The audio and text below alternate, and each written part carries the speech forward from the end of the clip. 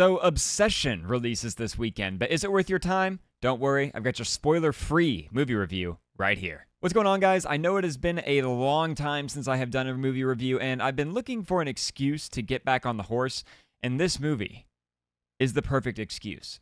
I have to talk about this film. So Obsession tells the story of a man named Bear. He has a giant crush on one of his friends named Nikki. He is, of course, too scared to tell her this, and while he is wandering through a random gem store, he comes across an item called a One Wish Willow. This item supposedly makes your one greatest wish come true, and of course, he wishes that Nikki will like him back.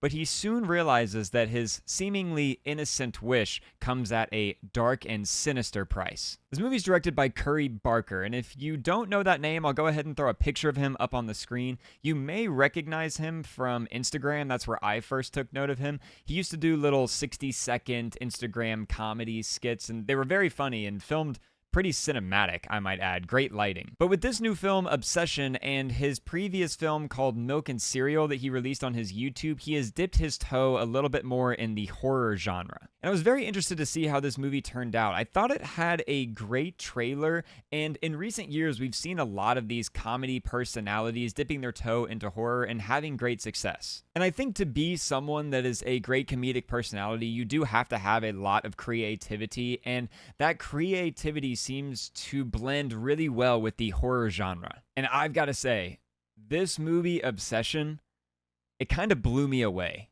It takes a deep, dark look into codependency and codependent relationships. I think that a lot of moviegoers are going to relate heavily with certain characters that are in this film. For me, I related extremely heavily to the character of Bear. He's a hopeless romantic. He's a guy that has this very close friend that is a girl, and he's got a crush on her, but he doesn't feel like he can tell her. He doesn't want to lose that friendship, and he can't quite figure out when is the best time to let this person know that he wants to be more than just friends. And I think that we all, as these hopeless romantics that have had a crush that we can't quite find a way to communicate, have hoped at one time or another that we also had a One Wish Willow. Maybe you've sat up at night and gone, oh, please, I wish she would just like me back, or I wish that she had a crush on me like I have a crush on her, but you quickly realize in this film that that might not be the best thing. Just because you want something so desperately doesn't necessarily make it good for you or for the other person. It's the age-old thing of be careful what you wish for because you just might get it. And in this movie, Bear gets his one wish, and we get to see how it unfolds in this dark and sinister, messed up movie. The theme of codependent relationships is woven brilliantly throughout this film. The relationship starts off kind of innocent and awkward and funny, but it quickly becomes something that is much more dark. I have to shout out the actress that plays Nikki. She's the one that falls under this spell and becomes obsessed with Bear in the movie. I believe her name is Inde Navarrete. I don't know how to pronounce it, I'll be honest with you. I've only seen her in a couple other things, but she is excellent in this film. This girl had me on the edge of my seat. I'm talking gripping the seat, curling my toes, like left my jaw dropped on multiple occasions. Every time that she is on screen, it's awkward. And I don't mean that in a negative. I mean, you're just waiting for this character to do something insane or say something insane. Like that level of obsessed that she becomes with Bear in this movie was amazing to watch. And it works so well with the codependency theme because you're watching this movie and you feel like you're the character of Bear. You feel like you're in this relationship where you just would wish that this person would give you a second or a step away alone, or you could just go do something without them worrying about where you are or doing something insane.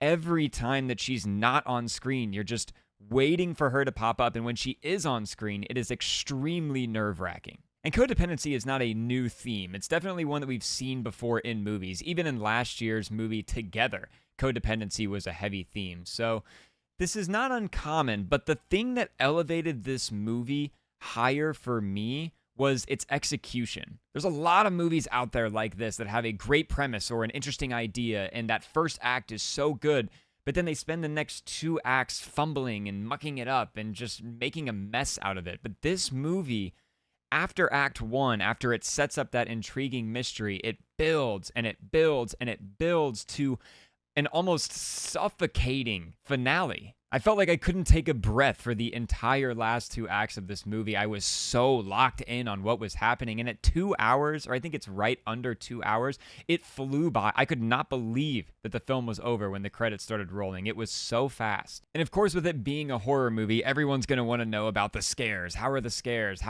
This movie is fricked up. This is a messed up movie. There were multiple occasions that my jaw and the sold out audience that was with me, their jaws were on the floor. And I think a big reason for that, and another thing that I want to praise about this movie, is it's unpredictable, which again was another great way to interweave the codependency theme, because those relationships are unpredictable. What these people might do when you say something to them that they don't like can be unpredictable.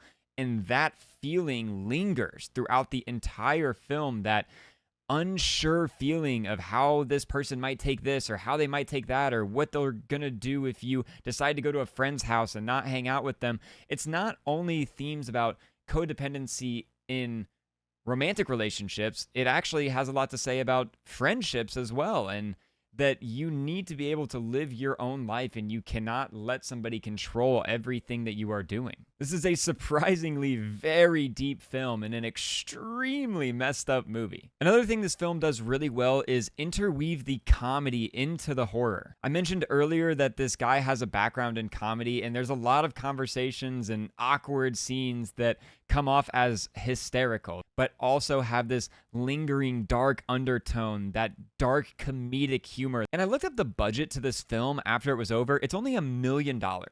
Now, that might seem like a lot of money, but in Hollywood now, $1 million is chump change. That's nothing. So I really have to shout out Curry Barker and the gang, because they used every single dollar to its maximum potential here. They controlled every technical aspect of this film with incredible precision. The use of lighting, the use of sounds, the use of camera movements and character movements, the way that shots are framed, the way that everything looks, the awkward conversations, the buildup.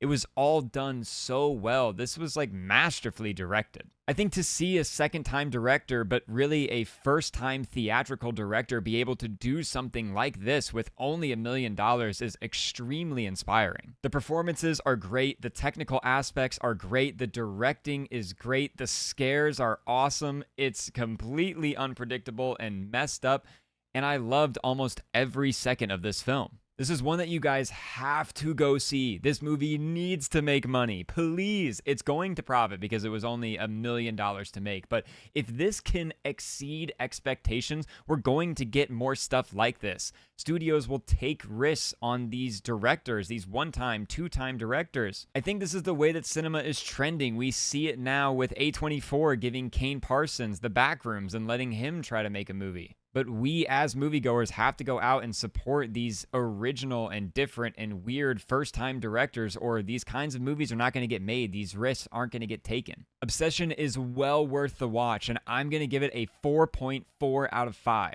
I really hope you guys go see this one, man. Please go see it. It's so good. It's so messed up. See it with your friends. It is awesome. If you love the horror genre, I promise you're going to have a great time.